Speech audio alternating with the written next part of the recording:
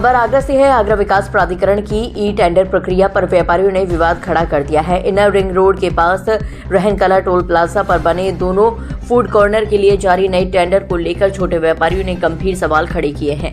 व्यापारियों का आरोप है कि टेंडर की शर्तें इस तरह बनाई गई हैं जिससे MSME और स्टार्टअप से जुड़े उद्यमी बाहर हो रहे हैं और बड़े कॉर्पोरेट्स को फायदा मिल रहा है। आगरा विकास प्राधिकरण ने रहनकला टोल प्लाजा के दोनों ओर बने फूड कॉर्नर के लिए नई ई टेंडर प्रक्रिया शुरू कर दी है, लेकिन इस टेंडर को लेकर लघु एवं मध्यम व्यापारियों में नाराजगी है। व्यापारियों का कहना है कि टेंडर में प्रति माह 4 लाख रुपए किराया तय किया गया है, जबकि टेंडर की अवधि 11 वर्ष रखी गई है। इसके साथ ही उत्कृष्ट कार्य के नाम पर 7 वर्ष का अतिरिक्त विस्तार भी प्रस्तावित किया गया है।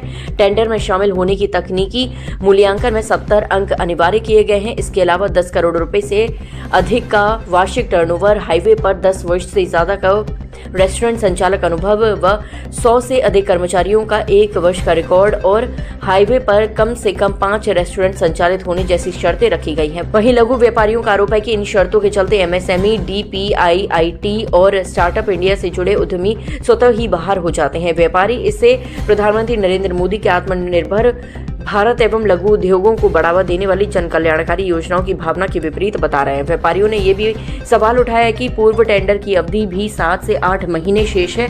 इसके बावजूद नई ई टेंडर प्रक्रिया क्यों शुरू की गई? छोटे व्यापारियों का कहना है कि इस फैसले से न सिर्फ स्थानीय व्यापार प्रभावित होगा बल्कि रोजगार के अवसर भी सीमित हो जाएंगे। व्यापारियों ने टेंडर की शर्तों में संशोधन कर MSME को अवसर देने की मांग की है। तो फिर मैंने छोटा सा फूड कोर्ट टाइप का बना रखा है। अभी यहाँ पे ना ADA में एक टेंडर निकाला है, एक इस फूड कोर्ट का, एक सामने वाले फूड कोर्ट का, जिसमें कि उन्होंने रेंटल इनका दोनों का निकाला है 4 लाख रुपए महीने का। बट उन्होंने उसमें जो क्राइटेरिया रखे हैं वो इस तरीके के रखे हैं कि हम जैसे छोटे व्यापारी आगे नहीं बढ़ सकते हैं। उन्होंने किसी बड़ी कंपनी को ध्यान में रखते हुए ये क्राइटेरिया निकाला है। यहाँ 4 लाख रुपए का आप मंथली रेंटल मांग रहे हो, वहाँ पे आप 10 करोड़ रुपए का टर्नओवर मांग रहे हो, 10 साल का एक्सपीरियंस मांग रहे हो, प्लस आपने इसको इतने शॉर्ट टाइम के लिए निकाला है कि 6 तारीख को आपने निकाला, 27 को आप क्लोज कर रहे हो इसको। इसमें MSME और प्रधानमंत्री की जो स्टार्टअप योजना है, मुख्यमंत्री की जो स्टार्टअप योजना है, उसको कहीं ध्यान में रखा ही नहीं गया है। इससे तो हम छोटे व्यापारी खत्म हो जाएंगे बिल्कुल। अब आप एक चीज बताइए कि इसमें अगर इन्होंने 10 करोड़ रुपए का टर्नओवर मांगा है साल का और 10 साल का एक्सपीरियंस मांगा है, उसमें भी इन्होंने क्राइटेरिया और रख दिया है कि कम से कम एलिजिबिलिटी पॉइंट आपके 70 होनी चाहिए 100 में से। और वो 70 में भी क्या है कि अगर कंपनी का टर्नओवर 30 करोड़ प्लस है, उसको 30 मार्क्स सीधे वहां मिल रहे हैं, और उसका 20 साल से ऊपर का एक्सपीरियंस है 30 मार्क्स लगभग उसको वहां मिल रहे हैं। 10 मार्क्स उसको तब मिल रहे हैं कि सेम ऐसे उसके 6 जगह फूड कोर्ट और होने चाहिए। तो भाई मेरी उम्र मान लीजिए 33 साल है और मैं अभी पिछले 15 साल पहले करता तो 18 साल का तो आदमी स्टार्ट नहीं कर सकता है।